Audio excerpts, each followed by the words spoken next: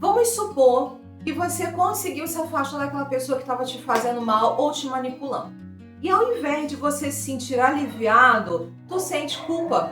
Você se sente a vilã da situação por ter dado um limite.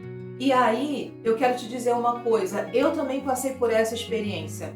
Eu sei o quanto é doloroso as pessoas te julgarem por elas acharem que você é uma pessoa insensível, uma pessoa ruim, uma pessoa grossa. Mas hoje eu quero te mostrar, dentro desses minutos, que se afastar não é falta de amor. Pelo contrário, é amor com o outro e prudência com a sua saúde. Eu quero te mostrar de uma forma leve e tranquila o que você pode fazer para amenizar, sabe, esse sentimento de culpa que muitas das vezes a gente carrega dentro do nosso coração. Eu tive esse sentimento alguns anos atrás com uma pessoa que se dizia minha amiga, que a gente trabalhava no mesmo local e foi muito difícil me afastar dela.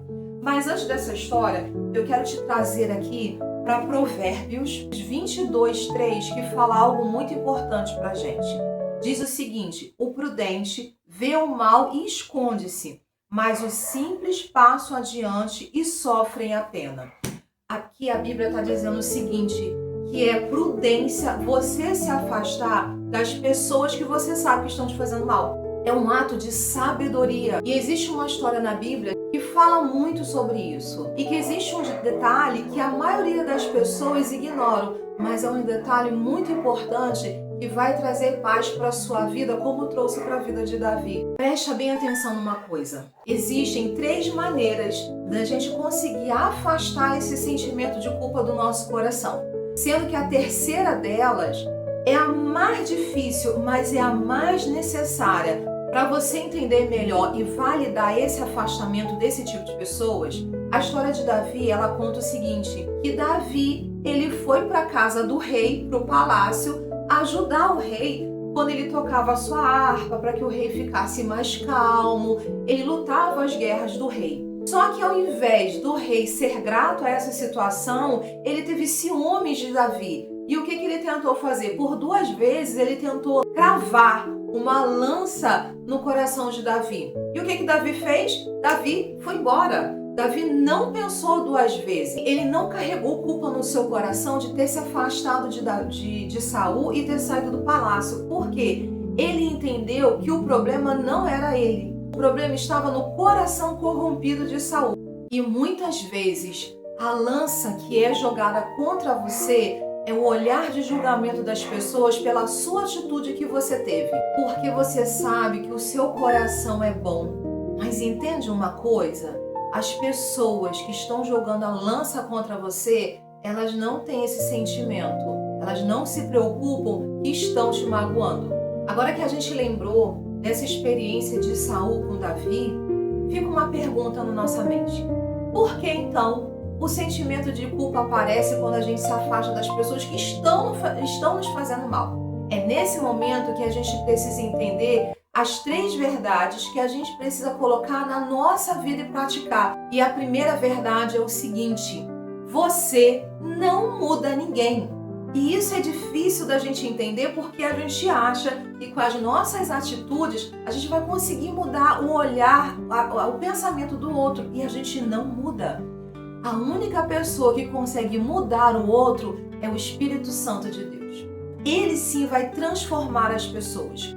A segunda é o seguinte: a gente precisa entender que o nosso afastamento, ele é físico, mas não é espiritual. Entende uma coisa? Perdoar não é conviver, continuar convivendo com ela. Você precisa perdoar o que ela fez, mas a gente precisa continuar o nosso caminho. E a terceira, que para mim, e eu tenho certeza que para a maioria é mais difícil, é colocar limites. É você mostrar para o outro que ele não pode fazer o que é da sua vida. E dessa forma você diz para ela que ela só pode continuar na sua vida se existir uma mudança de comportamento. Vamos falar a verdade? É muito mais fácil a gente fingir que não está acontecendo nada. A gente deixar as pessoas fazerem o que querem da nossa vida e nós termos uma atitude passiva em relação a isso. Não é fácil a gente mudar o nosso comportamento para que o outro entenda que ele precisa mudar de atitude se quiser continuar caminhando com a gente. E para que você assuma esse compromisso diante de Deus e para que Ele te dê forças, para que você faça realmente isso na sua vida, para que esse sentimento de culpa saia, vamos orar nesse momento. Senhor Deus, maravilhoso Pai, nós estamos aqui suplicando forças do alto, porque a nossa caminhada na terra é difícil.